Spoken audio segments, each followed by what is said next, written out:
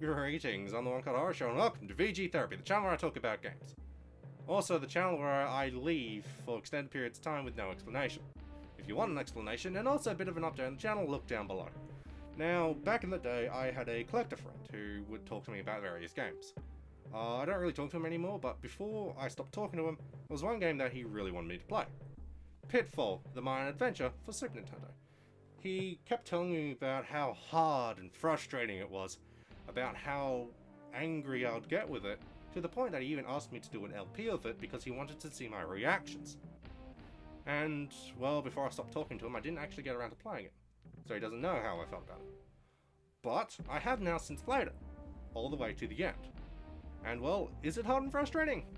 We'll find out in a bit, but first let's see what we're dealing with here. Pitfall is a game that really does not need an introduction. Everyone knows it since its release on the Atari 2600 back in 1982. This is the third game in the series, being released in 1994 for the SNES, Mega Drive and Mega CD, again coming out in 1995, but this time for Windows, Jaguar and 32X, and then once again in 2001 for the Game Boy Advance.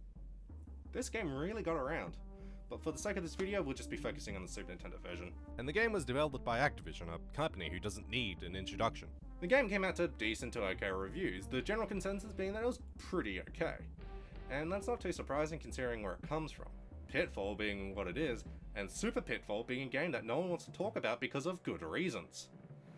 But this game is a little bit different from its predecessors. The game is an action platformer with you navigating through the levels going all over. Equipped with a whip, rocks, boomerangs and some sort of explosive, you climb vines and jump over pits and hop up ledges. The levels are designed well and are fun to navigate and find secrets. Some of these secrets are extra lives, the explosives I mentioned, letters, and in one level, OG Pitfall, which is a pretty cool Easter egg. The levels range from, oh, is it over already, to, it keeps going? Which is not too major of a complaint except for one level where it was full of instant death bits that you cross by jumping between timed platforms, and I got more than enough game overs to agitate me. Speaking of annoying levels, there's another level where it's dark and you have to platform around, which is normally not too hard, even in the dark, but the floor here has instant death pits that blend in with the floor, so you're running along and then suddenly you're dead. It's hard to see something that can kill you if it touches you. Yeah, now screw that. There's also the fact that there's a lot of enemies, and here's the thing. I was playing on hard mode, so maybe that factors into this, but the enemies are just a pain to deal with. They take more damage than you'd think, and they're just generally hard to hit, so they annoy you rather than challenge you. This is exacerbated by the fact that when you hit them, you don't get much feedback telling you that you did good, so you just keep swinging or throwing, hoping that what you're doing is correct. All this makes you dread the boss fights.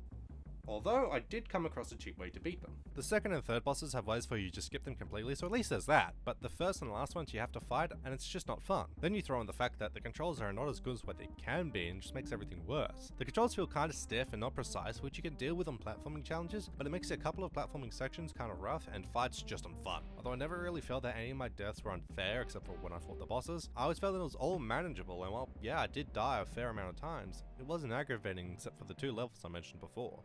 One thing that happened to me while I was playing was that I was whittling down my lives, and eventually when I got to ask if I wanted to continue again, it said that my continues were at 9.